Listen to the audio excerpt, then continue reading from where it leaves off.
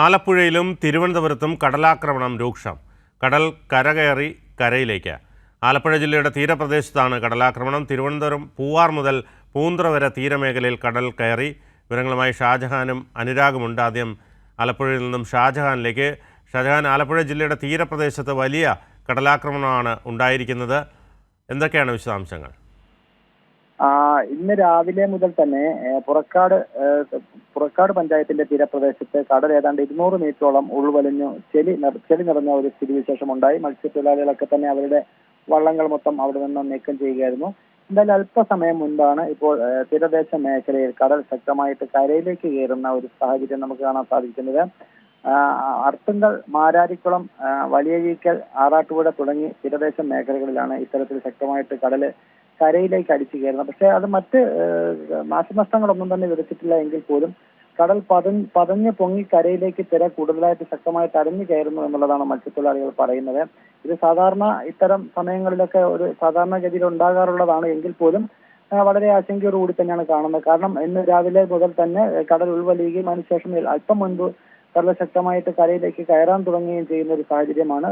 2-3 മത്സ്യത്തൊഴിലാളികളുടെ വള്ളങ്ങൾ ഒഴുക്കിൽപ്പെട്ടിരുന്നു. പക്ഷെ അതൊക്കെ തന്നെ മത്സ്യത്തൊഴിലാളികൾ കരയിൽ അടുപ്പിച്ചിട്ടുണ്ട്. ഇപ്പോൾ നിലവിൽ ആശങ്കാജനകമായ ഒരു സ്ഥിതിവിശേഷം ഇല്ല എങ്കിൽ പോലും ഇന്ന് ഈസ്റ്ററും ഒക്കെ ആയതുകൊണ്ട് ഒട്ടനവധി ആളുകൾ കടൽ കാണാൻ മറ്റുമായിട്ട് അർട്ടിക്കലും മാരാരിക്കുളത്തും ആലപ്പുഴയിലേക്ക് എത്തുന്നത്. ഇവരെയൊക്കെ തന്നെ കോസ്റ്റൽ പോലീസും മറ്റും ചേർന്ന് കടലിലേക്ക് ഇറങ്ങാതെ മാറ്റി നിർത്തിയിരിക്കുകയാണ്. ശരി ഷാജഹാൻ, തുടരുക. തിരുവനന്തപുരത്ത് നിന്ന് അനുരാഗ് കൂടിയുണ്ട്. അനുരാഗ്, തിരുവനന്തപുരത്ത് പൂവാർ മുതൽ പൂന്തുറ വരെ തീരമേഖലയിൽ കടൽ കര കയറിയിരിക്കുന്നു. ആശങ്കപ്പെടേണ്ട സാഹചര്യമാണോ ഉള്ളത്? എന്താണ് വിശദാംശങ്ങൾ?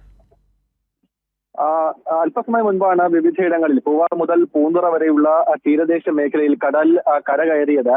പലയിടങ്ങളിലും വീടുകളിലേക്കും റോഡുകളിലേക്കും വെള്ളം കയറിയിട്ടുണ്ട്. ചിലയിടങ്ങളിൽ ചെറിയ നാശനഷ്ടങ്ങൾ റിപ്പോർട്ട് ചെയ്തിട്ടുണ്ട് എന്നാണ് മനസ്സിലാക്കുന്നത്.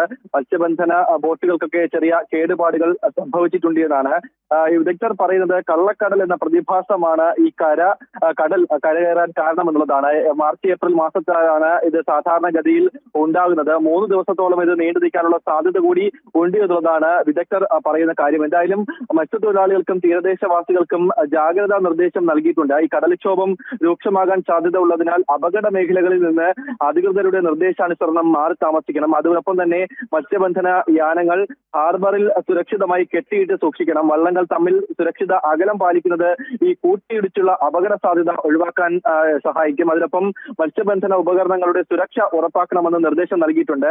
ഏറ്റവും പ്രധാനമായും ബീച്ചുകളിലേക്കുള്ള യാത്രകളും കടലിൽ ഇറങ്ങിയുള്ള വിനോദങ്ങളും പൂർണ്ണമായും ഒഴിവാക്കണമെന്നുള്ള നിർദ്ദേശം കൂടി നൽകിയിട്ടുണ്ട്. എന്തായാലും ഈ നിർദ്ദേശങ്ങൾ കൃത്യമായി തന്നെ പാലിക്കേണ്ടതുണ്ട്. അപകടങ്ങൾ ഒഴിവാക്കാൻ ഈ നിർദ്ദേശങ്ങൾ കൃത്യമായി പാലിക്കണം എന്നുള്ളതാണ്. എന്തായാലും ഇപ്പോൾ പൂന്തുറ മുതൽ പൂവാർ വരെയുള്ള ഇടങ്ങളിലാണ് ഈ കടൽ കര കയറിയിരിക്കുന്നത്. മറ്റിടങ്ങളിൽ ചെറിയ നാശനഷ്ടങ്ങൾ ഉണ്ടായിട്ടുണ്ട് എന്നാണ് മനസ്സിലാക്കുന്നത്.